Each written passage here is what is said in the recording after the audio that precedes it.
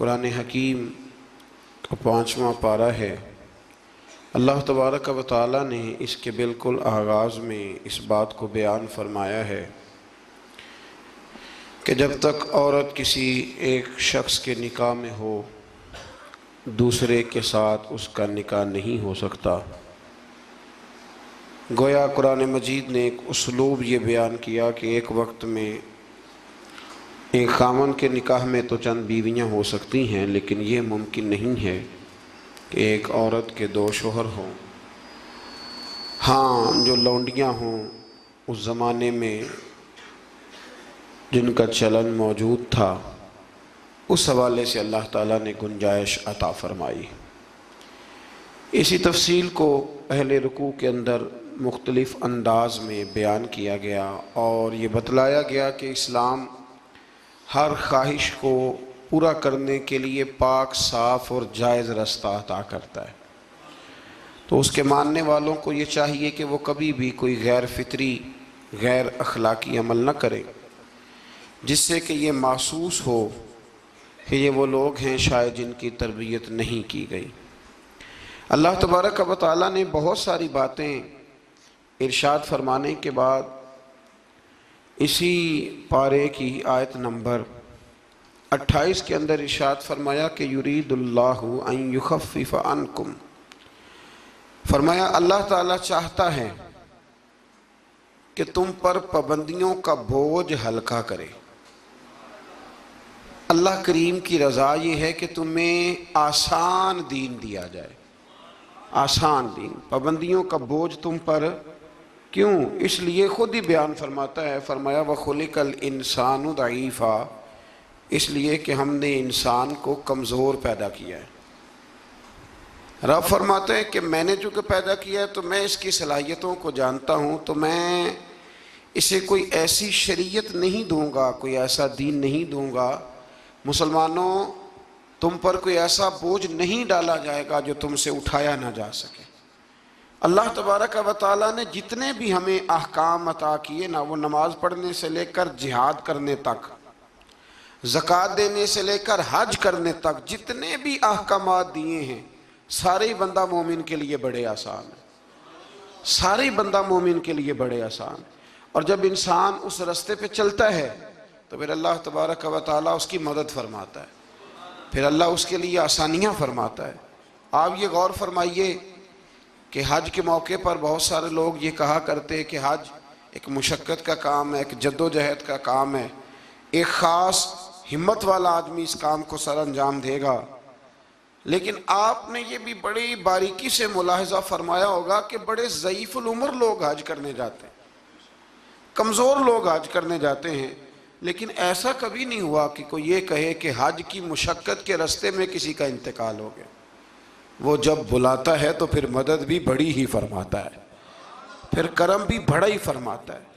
اسلامی احکامات جتنے ہیں، یہ فہم و فراست کے قریب بات ہے، اس کو سمجھ لیں، جتنے بھی اسلامی احکامات ہیں وہ سارے اللہ تبارک و تعالیٰ نے عطا ہی تب کیے ہیں کہ جب رب جانتا ہے کہ یہ لوگ اس عمل کو کر گزریں گے۔ یہ رمضان شریف آتا ہے تو بہت سارے لوگ ایسے ہیں جو کہتے ہیں جی ہم مزدوری کرتے ہیں، غریب لوگ ہیں، ہمارے لیے بڑی دشواریاں ہیں، ہمیں جد و جہد کرنی پڑتی ہے، تو روزہ رکھنا ہمارے لیے بڑا دشوار ہے۔ تو کوئی بیچ میں سے ایسا رستہ نکل آئے کہ جس رستے سے ہم بچ جائیں، تو میں کہا کرتا ہوں کہ اتنی سخت مزدوری آج کا کوئی بندہ بھی نہیں کرتا جتنی عرب کے مزدور سخت مزدوری کیا کرتے تھے۔ کوئی پہاڑ نہیں توڑتا، کوئی آدمی ایسا نہیں ہے کہ جو چکی اس طرح سخت انداز میں پیستا ہو، کوئی بھی وہ کٹھن کام نہیں جو اہل عرب کرتے تھے۔ لیکن جناب بلال حبشی نے کبھی کوئی روزہ بھی نہیں چھوڑا۔ حضرت سلمان فارسی رضی اللہ تعالیٰ عنہ کی آپ ساری سیرہ مبارکہ پڑھ لیں، اپنے روزمرہ کے معاملات کے باوجود، ایک تو ہے رمضان المبارک، علاوہ رمضان کے بھی ان کی جو نفلی عبادات ہوتی تھی وہ بھی ایک بہت بڑا مقام رکھتی۔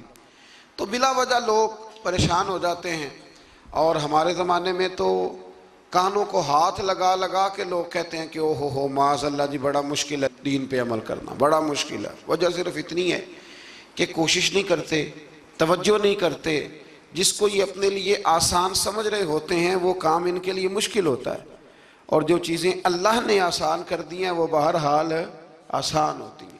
پھر تھوڑا آگے جائیں گے تو اللہ کریم نے اسی پارے میں ارشاد فرمایا کہ ایک دوسرے کا مال ناجائز طریقے سے نہ کھاؤ۔ ہاں، تجارت کرو باہمی رضامندی کے ساتھ، ایک دوسرے کے ساتھ لین دین کرو تو اچھے طریقے سے کرو، ناجائز طریقے سے کسی کا مال نہ کھاؤ۔ اس کی تفسیر میں ایک حدیث ہے مسند امام احمد بن حنبل میں، نبی کریم صلی اللہ علیہ وسلم نے فرمایا کہ جس شخص نے ناجائز طریقے سے مال کمایا ہے نا، یہ اسی کا تھا، اسی کا نصیب تھا، جس نے کما لیا اسی کا تھا، لیکن حضور فرمانے لگے اس نے جلدی کی ہے، اگر یہ تھوڑا انتظار کرتا تو اللہ یہی مال اسے جائز طریقے سے عطا فرما دیتا۔ اس نے جلد بازی کا مظاہرہ کیا ہے، غلط طریقہ اختیار کیا اس کو حاصل کرنے کا، اس نے اچھا نہیں کیا۔ تو ناجائز طریقے سے مال، آپ اندازہ فرما لیں کہ دنیا میں کتنے ایسے لوگ ہیں، کتنے کہ جو کہتے ہیں کہ ہم زندہ بھی دوسروں کے مال پہ ہیں، ہمارے پاس جو بنیادی رقم ہے تجارت کرنے کے لیے وہ بھی لوگوں کی ہے۔ لوگ چاہتے ہیں کہ دوسروں کے مال پر وہ اپنا قد اونچا کریں، اللہ تبارک و تعالیٰ نے اس بات سے سختی کے ساتھ منع فرما دیا۔ آیت نمبر 31 کے اندر اللہ تبارک و تعالیٰ نے ارشاد فرمایا کہ بڑے گناہوں سے بچنا، کبیرہ گناہوں سے بچنا، جو چھوٹے گناہ ہوں گے وہ تو اللہ اپنے فضل سے معاف فرما دے گا، لیکن تم کبیرہ گناہوں سے بچنا۔ کبیرہ گناہ کون سے ہیں؟ قتل سے بچنا، بہتان ترازی سے، پاک باز لوگوں پر بہتان لگانا کبیرہ گناہ، کبیرہ گناہ، قتل کبیرہ گناہ ہے، اور بہتان ترازی حدیث صحیح میں موجود ہے۔ ہمیں بالکل نہیں پتہ ہوتا کہ سامنے والے کے معاملات کیا ہے، لیکن ہم بہتان لگا دیتے ہیں، اور شریعت کے اندر باقاعدہ اس کی حد رکھی گئی ہے، کوڑوں کی سزا رکھی گئی ہے۔ جب تک آپ کو تحقیق نہ ہو جائے، میرے نبی کریم علیہ السلام نے فرمایا کسی شخص کے جھوٹا ہونے کے لیے اتنا ہی کافی ہے کہ سنی سنائی بات آگے بیان کر دیتا ہے، یہ جھوٹا ہے، اس کو چاہیے تھا اس کی تحقیق کرتا۔ اسی طریقے سے یتیم کا مال کھا جانا، یہ رمضان شریف آئے گا تو بڑے سارے لوگ چندہ لینے کے لیے میدانوں میں نکلیں گے، بڑے سارے لوگ یتیموں کا نام لیں گے، بیماروں کا نام لیں گے، کمزوروں کا نام لیں گے، مدارس کا نام لیں گے۔ اللہ سے ڈرنا چاہیے۔ اللہ کریم نے جو میرے اور میرے بچوں کے حصے میں رکھا ہے وہ کوئی دوسرا چھین سکتا نہیں، لیکن انداز غلط اختیار کرنا، اس سے انسان کا نقصان ہوتا ہے۔ کبیرہ گناہوں میں اس کو رکھا گیا۔ اسی طرح زنا کرنا، میدان جہاد سے بھاگ جانا، والدین کی نافرمانی کرنا، یہ سب کبیرہ گناہ ہے، اور اللہ کریم نے آیہ مقدسہ میں ارشاد فرمایا کہ تم کبیرہ گناہوں سے بچ جانا، صغیرہ اللہ اپنے فضل سے معاف کر دے گا۔ صغیرہ گناہ کیسے معاف ہوتے ہیں؟ نبی کریم علیہ السلام نے فرمایا تم فرض نماز کے بعد نا 33 بار سبحان اللہ پڑھو، 33 بار الحمدللہ، اور 34 بار اللہ اکبر پڑھو۔ یا رسول اللہ کیا ملے گا؟ فرمایا تمہارے گناہ اگر سمندر کی جھاگ کے برابر بھی ہوئے تو اللہ اپنے فضل سے معاف فرما دے گا۔ اور فرمایا نماز تسبیح زندگی میں ایک دفعہ پڑھ لینا، اگر تمہارے گناہ سمندر کی جھاگ کے برابر ہوئے تو اللہ معاف فرما دے گا۔ بہت سارے ایسے وظائف، بہت سارے ایسے اعمال، لیکن ان سے صغیرہ گناہ معاف ہوتے ہیں، کبیرہ گناہ ان سے معاف نہیں ہوتے۔ تھوڑا سا آگے چلیں گے تو اللہ تبارک و تعالیٰ نے حکم دیا ہے کہ اللہ کی عبادت کرو، لیکن فقط عبادت کر کے اپنے آپ کو مطمئن نہ کرو، بلکہ اس کے ساتھ حقوق بھی ادا کرو۔ وَاعْبُدُوا اللَّهَ وَلَا تُشْرِكُوا بِهِ شَيْئًا، اللہ کی عبادت کرو اور اس کے ساتھ کسی کو شریک نہ ٹھہراؤ، اور اس سے آگے بھی بڑھو۔ وَبِالْوَالِدَيْنِ إِحْسَانًا، اپنے والدین کے ساتھ احسان کرو۔ یہاں مفسرین نے بیان کیا کہ یہ نہیں کہا گیا کہ والدین پر احسان کرو، والدین کے ساتھ احسان کرو، ان کے ساتھ اچھا رویہ اختیار کرو۔ حضرت قاضی صاحب رحمۃ اللہ نے یہاں ایک جملہ لکھا ہے، بڑا ہی دل کرتا ہے میرا کہ وہ جملہ کہہ دوں۔ قاضی صاحب فرمایا کرتے کہ نیکی کا بدلہ نیکی یہ جزا فرماتے ہیں، جو احسان ہوتا ہے نا، یہ سامنے والے نے جتنی نیکی کی ہو اس سے بڑھ کر اس کے ساتھ کرنے کو احسان کہتے ہیں تو آپ فرماتے ہیں کہ اگر اماں تیرے لیے ایک رات بیدار رہی ہے تو کوشش کر تو 2 راتیں رہا کر، اور اگر والد نے اپنی زندگی کے 30 سال تجھے دیے ہیں تو دعا کر کہ کم از کم تو 35 سال اللہ تجھے توفیق دے تو ان کی خدمت کرے۔ پھر آگے ارشاد فرمایا کہ وَبِذِي الْقُرْبَى وَالْيَتَامَى وَالْمَسَاكِينِ وَالْجَارِ ذِي الْقُرْبَى وَالْجَارِ الْجُنُبِ وَالصَّاحِبِ بِالْجَنبِ وَابْنِ السَّبِيلِ، فرمایا یہ ایک لسٹ ہے، ان سب کے ساتھ اچھا سلوک کرو، والدین کے ساتھ بھی، قریبی رشتہ داروں کے ساتھ بھی، یتیموں کے ساتھ بھی، مسکینوں کے ساتھ بھی، پڑوسیوں کے ساتھ بھی، اور وہ پڑوسی جو رشتہ دار ہوں اور وہ پڑوسی جو رشتہ دار نہ بھی ہوں، اور وہ جو تمہارے مجلس کے ساتھی ہیں، کلاس فیلو ہیں، دفتر کے ساتھ رہنے والے ہیں، دوست ہیں، کلیگ ہیں، ان کے ساتھ بھی اچھا سلوک کرو، اور مسافروں کے ساتھ بھی اچھا سلوک کرو۔ وما ملکت ایمانکم، اور وہ جو تمہارے قبضے میں ہیں، تمہارے داہنے ہاتھ جن کے مالک ہوئے، یعنی جو تمہارے ملازم ہیں، جو تمہارے غلام ہیں، ان کے ساتھ بھی سلوک۔ اور ہمارا سارا جو غصہ ہے وہ نکلتا ہی ملازموں پہ ہے، سارا غصہ ملازموں پہ نکلتا ہے۔ خدا نہ کرے کوئی ایسا وقت آئے، ورنہ لوگ کیا کرتے ہیں کہ جو غصہ کسی اور کا ہوتا ہے وہ بھی جانے کس عمر میں جائے گی یہ عادت میری، روٹھنا اس سے تو غیروں سے الجھتے پھرنا، یعنی غصہ کسی اور کا اور نکل۔ حضرت صدر الشریعہ رحمۃ اللہ علیہ صاحب بہار شریعت فرمایا کرتے تھے کہ جو ٹیچر ہے نا پڑھاتا ہے، اور جب غصے کی حالت میں ہو تو کلاس میں نہ آیا کرے، ایسا نہ ہو کہ بیگم صاحبہ کا غصہ بھی بچوں پہ نکال کے چلا جائے، وہ کلاس میں نہ آئے، وہ جب اپنے مزاج کو معتدل پائے تو پھر وہ کلاس میں آئے۔ اللہ تبارک و تعالیٰ نے اس آیت میں وہ سارا چارٹر دیا، وہ لسٹ دی، یہ وہ سارے لوگ ہیں جن کے ساتھ تم نے اچھا سلوک کرنا ہے۔ اور آخر میں فرمایا ان اللہ لا يحب من کان مختالا فخورا، فرمایا اللہ تعالیٰ پسند نہیں کرتا اس شخص کو جو مغرور بھی ہو، فخر کرنے والا بھی ہو، متکبر ہو، ایسے لوگوں کو اللہ مختالا فخورا، اللہ اس آدمی کو جو متکبر ہے، جو اتراتا ہے، اس کو اللہ پسند نہیں کرتا۔ تو پیچھے حقوق کا بیان تھا، تو آخر میں فرمایا کہ تکبر کرنے والے اللہ کو پسند، اس کا مطلب ہے حقوق وہ بندہ عطا نہیں کرتا جو متکبر ہوتا ہے، جس میں عاجزی ہوتی ہے نا، وہ ماں باپ کے حق میں بھی اچھا ہوتا ہے، وہ رشتہ داروں کے حق میں بھی، مسکینوں کے حق میں بھی، کلاس فیلو کے حق میں بھی، یہ اللہ کریم نے بیان کر دیا۔ فرمایا جو متکبر ہوتا ہے وہ کسی کے حق میں بھی اچھا نہیں ہے۔ آخر میں تکبر کا ذکر کرنے کا معنی یہ ہے کہ وہ بندہ اگر عاجزی والا ہو تو پھر وہ سارے حقوق صحیح طور پر ادا کر لے گا۔ تھوڑا سا آگے بڑھ کے اسی پارے میں اللہ تبارک و تعالیٰ نے بخل کی، کنجوسی کی مذمت فرمائی۔ فرمایا کچھ لوگ ایسے ہیں جو بخل کرتے ہیں اور دوسروں کو بھی بخل کرنے کا حکم دیتے ہیں، اور جو اللہ نے انہیں اپنے فضل سے دیا اس کو چھپاتے ہیں۔ یہ آیت نمبر 37 ہے۔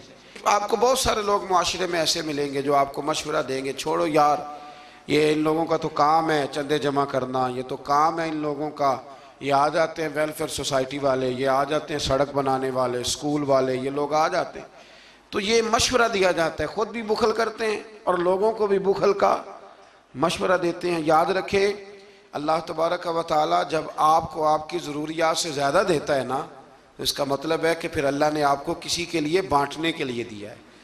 جب اللہ تبارک و تعالیٰ نے دیا ہے تو پھر اللہ کے دیے سے اس کی راہ میں خرچ کرنا یہ انسان کو نفع دیتا ہے، یہ اس کا فائدہ کرتا ہے۔ میرے نبی پاک علیہ السلام نے فرمایا جب صبح ہوتی ہے نا تو 2 فرشتے زمین پر اترتے ہیں، ایک فرشتہ یہ کہتا ہے کہ اے اللہ سخی کو زیادہ عطا فرما، اور دوسرا کہتا ہے اللہ جو بخیل ہے نا، کنجوس ہے، ہونے کے باوجود خرچ نہیں کرتا، اللہ اسے روک لے، اسے عطا نہ فرما۔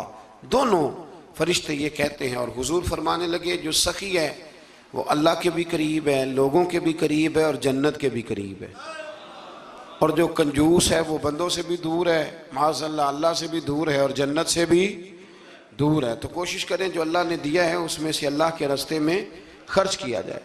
انہی آیات مقدسہ میں پھر امانتیں ادا کرنے کا بھی حکم ہے، آگے چل کے پھر حسد کی ممانعت بھی فرمائی گئی، پھر ان لوگوں کو سمجھایا گیا کہ جو بلا وجہ لوگوں کو حاکموں تک لے جاتے ہیں، یعنی بلا وجہ کے مقدمات، بلا وجہ یہ جو ہمارے مالدار لوگ ہوتے ہیں انہوں نے تو ایک پکا وکیل رکھا ہوتا ہے مقدمے کرنے کے لیے، اس پہ بھی کر دو، اس پہ بھی کر دو، اس پہ بھی کر دو، الجھائے رکھتے ہیں۔ اور بغیر کسی سبب کے بعض لوگوں کی یہ عادت ہوتی ہے لوگوں کو تنگ کرنا، نوٹس بھیجتے رہنا۔ اللہ کریم نے ان آیات کے اندر منع فرمایا۔ 5ویں پارے کی سورہ نساء کی آیت نمبر 64 فرمایا وَمَا أَرْسَلْنَا مِن رَسُولٍ إِلَّا لِيُطَاعَ بِإِذْنِ اللَّهِ، فرمایا ہم نے جو رسول بھی دنیا میں بھیجے اس لیے بھیجے کہ ان کی اطاعت کی جائے، ان کی فرما برداری کی جائے۔ اور آگے ارشاد فرمایا وَلَوْ أَنَّهُمْ إِذْ ظَلَمُوا أَنفُسَهُمْ جَاءُوكَ، محبوب جب یہ لوگ اپنی جانوں پہ ظلم کر بیٹھے تو آپ کی بارگاہ میں حاضر ہو جائیں۔ وَلَوْ أَنَّهُمْ إِذْ ظَلَمُوا أَنفُسَهُمْ جَاءُوكَ، محبوب جب یہ اپنی جانوں پہ ظلم کریں تو آپ کی بارگاہ میں حاضر ہو جائیں۔ ظلم سے مراد جب گناہ کر بیٹھے پھر کیا کریں؟ فَاسْتَغْفَرُ اللَّهَ، اللہ سے معافی مانگیں، وَاسْتَغْفَرَ لَهُمُ الرَّسُولُ، اور رسول بھی ان کی سفارش کر دیں، لَوَجَدُ اللَّهَ تَوَّابًا رَحِيمًا، تو یہ ضرور اللہ کو توبہ قبول کرنے والا اور رحم کرنے والا پائیں گے۔ تو یہ کون فرما رہا ہے؟ اللہ کریم کہ جب اپنی جان پہ ظلم کرو تو میرے محبوب کے دروازے پہ آ جاؤ۔ مجرم ہو تو منہ اشکوں سے دھوتے ہوئے آؤ، آؤ در تواب پہ روتے ہوئے آؤ۔ قرآن میں موجود ہے توبہ کا طریقہ، سرکار کی دہلیز سے ہوتے ہوئے آؤ۔ اب کچھ لوگ یہاں اپنی مرضی کی تشریح بھی کرتے ہیں، کچھ لوگوں کا مزاج بن جاتا ہے، وہ کہتے ہیں جی پہلے تو کہنے لگے کہ اس آیہ مبارکہ کے مفاہیم ہی کچھ اور ہیں، پھر جب امت نے زیادہ بیان کیا تو کہنے لگے یہ حضور کی حیات ظاہرہ تک تھی۔ تو میں نے کہا یہ کہاں لکھا ہوا ہے؟ قرآن مجید میں کہاں لکھا ہوا ہے؟ اللہ پاک نے تو مطلق کہہ دیا کہ جب بھی ظلم کرو تو میرے محبوب کی بارگاہ میں، چاہیے تھا نا کہ جو تشریح تم کر رہے ہو۔ اللہ کریم انہی الفاظ کے ساتھ بیان فرماتے کہ زندگی میں جانا بعد از وصال نہ جانا۔ تو جب اللہ کریم نے اس حکم کو مطلق رکھا، مسند امام احمد بن حنبل میں حدیث ہے، خلیفہ عبد الملک بن مروان کہتا ہے کہ میں رات کے وقت نہ نبی کریم علیہ السلام کے روضہ اطہر کی طرف نکلا تو میں نے ایک شخص کو نا حضور کی قبر انور پر لیٹے ہوئے دیکھا، اور کس طرح لیٹے تھے کہ اپنے رخسار نبی پاک علیہ السلام کی قبر کے ساتھ وہ رگڑ رہے تھے۔ تو کہتے میں نے ان کو ٹھوکر ماری، میں نے کہا تمہیں پتہ ہے تم کیا کر رہے ہو؟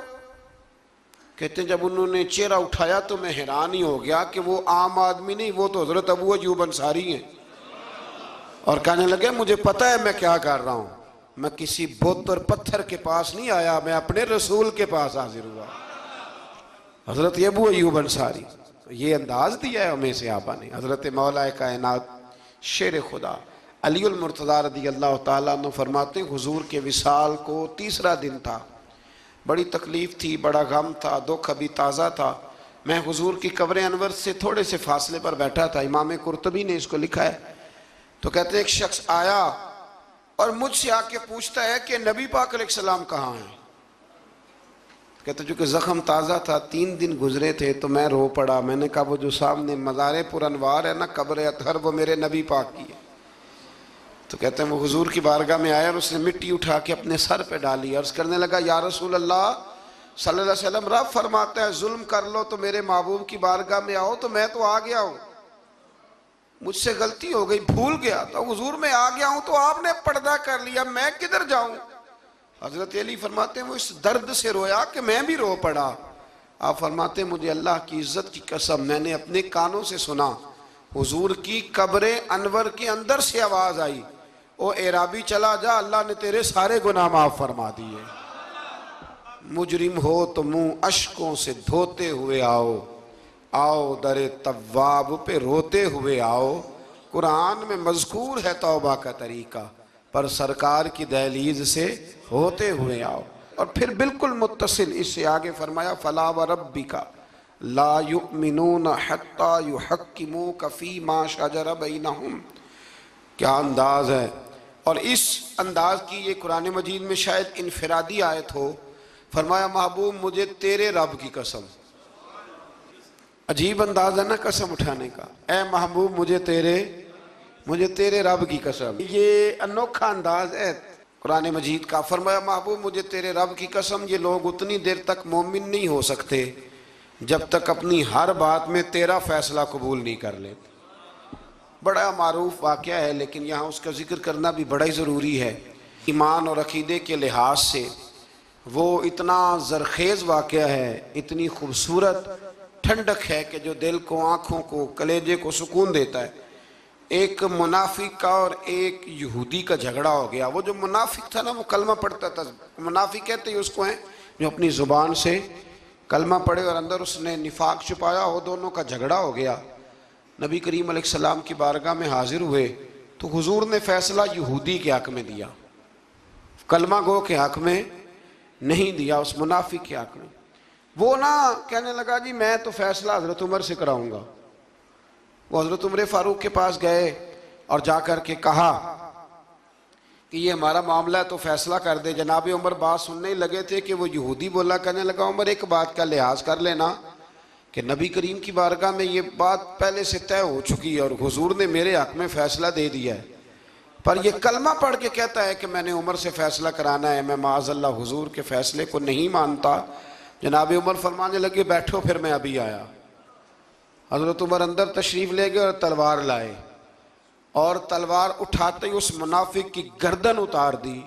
فرمایا جو میرے نبی کا فیصلہ نہ مانے، عمر کی تلوار اس کا فیصلہ کر دیا کرتی ہے۔ شور ہو گیا جیسے آج لوگ شور کرتے ہیں، کلمہ گو کو ایسے کہہ دیا، کلمہ گو کو یہ، وہاں بھی شور ہو گیا کہ کلمہ گو مار دیا جی عمر نے، کلمہ پڑھنے والا مار دیا، کلمہ پڑھنے والا مار دیا، مسلمان مار دیا، وہ تو کلمہ پڑھتا تھا۔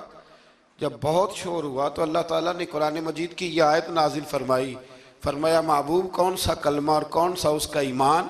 ایمان تو تب مکمل ہوگا جب تیرے فیصلے قبول کرے گی۔ کلمہ پڑھنے سے تھوڑی ایمان مکمل ہوگا، جب تک تیرا فیصلہ ہی قبول نہیں کرتے۔ تو جس کا رب ہی ایمان قبول نہ کرے، لوگوں کو کیا ضرورت ہے شور کرنے کی کہ بڑا ایمان والا ہے؟ اللہ ہی جس کا ایمان قبول نہ کرے۔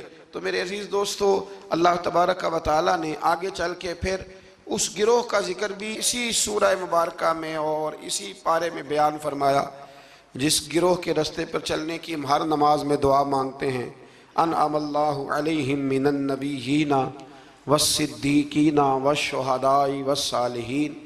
فرمایا وہ جو تم ہر نماز میں کہتے ہو نا صراط الذین انعمت علیہم، تو انعام یافتہ لوگ اس سورہ مبارکہ نے آیت نمبر 69 میں بیان کیے۔ فرمایا وہ انبیاء ہیں، صدیقین ہیں، شہداء ہیں، صالحین ہیں، اور انداز دیکھیے کتنا شاندار ہے قرآن کا۔ فرمایا وَحَسُنَ أُولَئِكَ رَفِيقًا،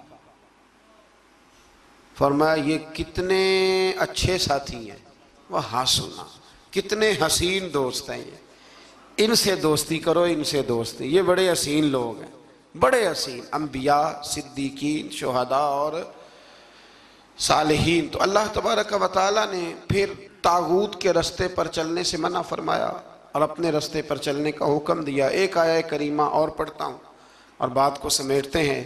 اسی قرآن مجید کی سورہ نساء میں، اسی پارے میں آیت نمبر 82 میں اللہ کریم نے قرآن کی، اسلام کی اور دین کی ایک اور صداقت کو بیان کیا۔ فرمایا افلا یتدبرون القرآن، کیا یہ لوگ قرآن میں غور نہیں کرتے، تدبر نہیں کرتے، توجہ نہیں کرتے قرآن میں؟ فرمایا وَلَوْ كَانَ مِنْ عِنْدِ غَيْرِ اللَّهِ، اگر یہ اللہ کے علاوہ کسی اور کی طرف سے ہوتا لَوَجَدُوا فِيهِ اختلافاً كَثِيرًا، تو یہ اس میں بڑا سخت اختلاف پاتے، یہ اس میں پاتے کہ بہت ساری جگہوں پہ متضاد باتیں ہیں، کہیں کچھ کہا جا رہا ہے اور کہیں کچھ کہا جا رہا ہے۔ قرآن مجید ایک دم نہیں آیا، جو کتاب ایک دم لکھی جاتی ہے نا اس میں اختلاف نہیں ہوتا، 23 سالوں میں آیا ہے۔ لیکن جو بات پہلے دن بیان ہو رہی تھی غار حراء میں، آخری دن حجۃ الوداع میں بھی وہی بات بیان ہو رہی ہے، تو سمجھ لیں کہ جب 23 سالوں کے اندر ایک جملے کا، ایک فکرے کا تضاد قرآن میں نہیں آیا تو پھر یہ کسی غیر کا کلام نہیں، یہ اللہ ہی کا کلام ہے۔ تو قرآن مجید میں الحمد سے لے کر والناس تک کسی بات میں کوئی تضاد نہیں۔ آج بھی کئی کتابیں بڑے بڑے زبردست لوگ لکھتے ہیں، بڑے بڑے اچھے ادیب لکھتے ہیں، بڑے بہترین صاف ستھرے قلم والے لوگ جن کو شستہ لکھنا آتا ہے، صاف ستھرا لکھتے ہیں، شعر و شاعری سے ان کا اچھا شغف ہوتا ہے، لیکن ان کے نظریے کی کئی دفعہ سمجھ نہیں آتی، پہلے صفحے پہ کچھ اور کہہ رہے ہوتے ہیں، بیچ میں جا کے وہ لفظوں کا ہیر پھیر تو ٹھیک ہوتا ہے لیکن جملوں کی کوئی ترتیب نہیں ہوتی۔ بڑے بڑے عمدہ لوگ آپ کو ملیں گے کہ ان کی باتوں میں تضاد ہوتا ہے، گفتگو کے اندر بہت ساری چیزیں آپ کو ایسی مل جاتی ہیں، کیونکہ کمزور ہے نا، انسان ہے، انسان کبھی کچھ کہتا ہے اور کبھی کچھ کہتا ہے۔ اس لیے انسان کی اور رب کریم کی تخلیق اور گفتگو میں بڑا فرق ہے۔ حضرت حکیم الامت مفتی احمد یار خان صاحب نعیمی رحمۃ اللہ علیہ نے یہاں ایک بات بڑی شاندار بیان فرمائی۔ آپ فرماتے ہیں کہ انسان نے ٹرین تو بنا لی ہے پر کوئی انسان چیونٹی نہیں بنا سکا۔ ٹرین بڑی ہوتی ہے نا، بلکہ بہت بڑی ہوتی ہے، اور چیونٹی اس کے مقابلے میں چھوٹی ہوتی ہے، تو فرماتے ہیں کہ ٹرین بنا لی ہے پر آج تک کوئی بندہ چیونٹی، فرمانے لگے بڑے بڑے اس نے بلب بنا لیے، لائٹیں بنا لی، بڑا کچھ کر لیا، پر جگنو بنا سکا؟ جگنو بڑا چھوٹا ہوتا ہے، تو اس نے بڑا کچھ بنا لیا ہے پر جگنو نہیں بنا سکا۔ تو سمجھ میں یہ بات آتی ہے، شعور میں یہ بات بیٹھتی ہے کہ اللہ کی تخلیق صرف اللہ ہی کی ہے۔ کسی بندے کی تخلیق، حالانکہ وہ بھی اللہ کی دی ہوئی عقل سے کچھ تخلیق کرتا ہے، اگر کرتا ہے اللہ کے دی ہوئی طاقت سے کرتا ہے، لیکن رب کریم کی تخلیق کے قریب قریب بھی کوئی چیز جا سکتی۔ تو اگر ہمیں بندوں کا کلام بڑا فائدہ دیتا ہے، حضرت میاں محمد بخش صاحب رحمۃ اللہ علیہ کا کلام پڑھا جائے، چونکہ ہمیں سمجھ آتی ہے تو اس کا سحر طاری ہو جاتا ہے۔ اسی طریقے سے اگر کوئی اچھا باعمل عالم گفتگو کرے تو دل پہ بات اثر کرتی ہے، اور میرے رسول کریم اگر کلام فرمائیں تو حضرت انس بن مالک فرماتے ہیں حضور گفتگو کرتے تھے قیامت کے بارے میں تو لگتا تھا اٹھ کے باہر جائیں گے تو قیامت آ جائے گی۔ تو یہ ساری باتیں اگر اثر رکھتی ہیں تو پھر بتائیے اللہ کا قرآن کتنا اثر رکھتا ہے۔ اس میں تدبر کریں، اس میں غور کریں، اس میں فکر کریں، تو انشاءاللہ اللہ تبارک و تعالیٰ بہت سارے راستے آسان کرے گا۔ اللہ سمجھنے کی توفیق عطا فرمائے۔ آخر دعوانا